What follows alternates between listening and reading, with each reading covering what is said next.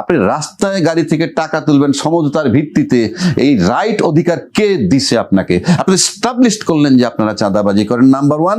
Number two, আপনি রাষ্ট্রীয়ভাবে ক্ষমতায় বসে সরকারিভাবে চাঁদার পক্ষে ছাড়পত্র দিচ্ছেন। নতুন সরকারের কার্যক্রম মানুষের অনেকেই বলে যে মন্তব্য করার সময় আসে নাই, এখন কি জাস্ট হানিমুন চলছে, মন্তব্য করার সময় আসবে না কেন? আপনারা তো এমন কোনো ভাবে বসে থাকেননি যেখানে মন্তব্য আসে না। একজন মন্ত্রী, দায়িত্বশীল মন্ত্রী বলতেছে সমঝোতার ভিত্তিতে টাকা নিলে সেটা চাঁদা নয়। কোথায় পেয়েছেন আপনার? কে শিখিয়েছে ওই মন্ত্রীকে? আমি প্রশ্ন রাখতে চাই যে সমঝোতার ভিত্তি মানে কি? সমঝোতা হয় কিভাবে? প্রথম হিসেবে তো আপনি আমার কাছে টাকা চাইবেন যে আমাকে 5,000 টাকা দাও, না দিলে আচ্ছা ঠিক আছে 500 নাও বা 1,000 নাও, এটাকে বলে সমঝোতা। আপনি চাইবেন কেন?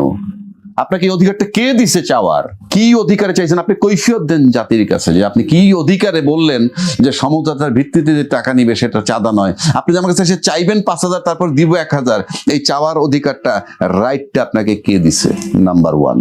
নাম্বার টু, আপনারা বলছেন মালিক সমিতি, শ্রমিক সমিতি এগুলো চালানোর জন্য তারা টাকা তোলে। মালিক সমিতি, শ্রমিক সমিতি চালানোর জন্য সদস্য থাকে, ওখানে সদস্যরা মাসিক চাঁদা দেয়। আমরা সমিতি ক্লাব সম্পর্কে জানি।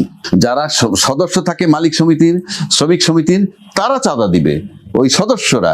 আপনি রাস্তায় গাড়ি থেকে টাকা তুলবেন সমঝোতার ভিত্তিতে, এই রাইট অধিকার কে দিছে আপনাকে? আপনি এস্টাবলিশ করলেন যে আপনারা চাঁদাবাজি করেন, নাম্বার ওয়ান। নাম্বার টু, আপনি রাষ্ট্রীয়ভাবে ক্ষমতায় বসে সরকারিভাবে চাঁদার পক্ষে ছাড়পত্র দিচ্ছেন যে চাঁদাটা বৈধ। সুতরাং এতদিন যে চাঁদাবাজি কথাটা আসছে সেটা তো আপনার ক্ষমতায় এখনো অফিসিয়ালি আপনারা বসেন নাই। অফিসিয়ালি বসবেন 12ই মার্চে সংসদ অধিবেশন আসার পর। এখানে প্রধানমন্ত্রী ডিক্লেয়ার হবে, স্পিকার, ডেপুটি স্পিকার সবকিছু হওয়ার পর। তার আগেই আপনারা চাঁদাবাজি নিয়ে বললেন এইটা। আবার একজন মন্ত্রী বললেন গণভোটে রাজি না হইলে নির্বাচন দিত না, সেটাও বলে ফেললেন। আরেকজনে কি বললেন? বাংলাদেশ ব্যাংকের গভর্নর চট করে আপনি সরিয়ে দিলেন। আপনি সরাইতেই পারেন, কিন্তু তাকে যে সরাইলেন কি কারণে, কি বেসিক, কোন রিজন দিয়ে আপনি সরাইতে পারেন? ঠিক আছে, ফাইন। যাকে আনছেন কোনো সন্দেহ নাই তার কোয়ালিফিকেশন সে কিছুই না, আমি তাও ধরে নিলাম যে সে আপনি আনতে পারেন, সে বুঝবে না বাংলাদেশ ব্যাংক, তাও আমি চ্যালেঞ্জ করছি না। উনি ব্যবসায়ী, ওনার মাথায় দুটো কাজ করবে। নাম্বার ওয়ান, উনি নিজে ব্যবসায়ী, ওনার মাথায় সবসময় ব্যবসায়ীদের পক্ষে ব্যাংকরে কিভাবে রাখবে, ব্যাংকের ব্যবসায়ীদের ক্ষেত্রে কিভাবে কি সুবিধাটা নিবে, এটা তার মাথায় ঘুরবে, হাজার চেষ্টা করলে সরবে না। সুতরাং এই ব্যবসায়ীকে আনা কনফ্লিক্ট অফ ইন্টারেস্ট, আপনার আনা ঠিক হয় নাই, নাম্বার ওয়ান। নাম্বার টু, 90 লক্ষ টাকা তার ঋণ আছে, না 89 কোটি টাকা তার ঋণ আছে। সেই ঋণ শিডিউল করেন, অমুক করেন, তমুক করেন, যা খুশি তাই করেন। আপনার কাছে রাষ্ট্রীয় ব্যাংক 89 কোটি টাকা পাওনা। তো যার কাছে ব্যাংকের টাকা পাওনা আছে, যে ব্যাংক যার কাছে 91 কোটি টাকা পাওনা, তাকে আপনি পুরা বাংলাদেশের টাকার দায়িত্বটা দিয়ে দিলেন। এটা কি হিসাবে? কোনোভাবে সে যোগ্যতা অর্জন করে নাই, শুধু একটা কারণে। আজকেও তাকে সরাই দিয়ে তাকে ঋণ মুক্ত করেন, তারপরে দেন। আপনি একটা ঋণ যার কাছে ব্যাংক টাকা পায় তার কাছে আপনি সমস্ত ব্যাংক তুলে দিয়েছেন। এটা তো কোনোভাবেই গ্রহণযোগ্য না। আর যদি সে অত বড় সাকসেসফুল ব্যবসায়ী হইতো, তাহলে উনি ঋণ খেলাপি হন কেন, রিশিডিউল করেন কেন? উনি তো ওনার ব্যবসায়ী করতে পারেন না। এই সমস্ত গল্প বলতে লাভ নাই। সুতরাং এই যে কাজ, এতগুলা কাজ আপনারা চলবে। তাজুল ইসলাম, আপনি আইসিটি থেকে তাকে সরিয়ে দিলেন। তাজুল ইসলাম কি তার অযোগ্যতার কারণে সরিয়েছেন?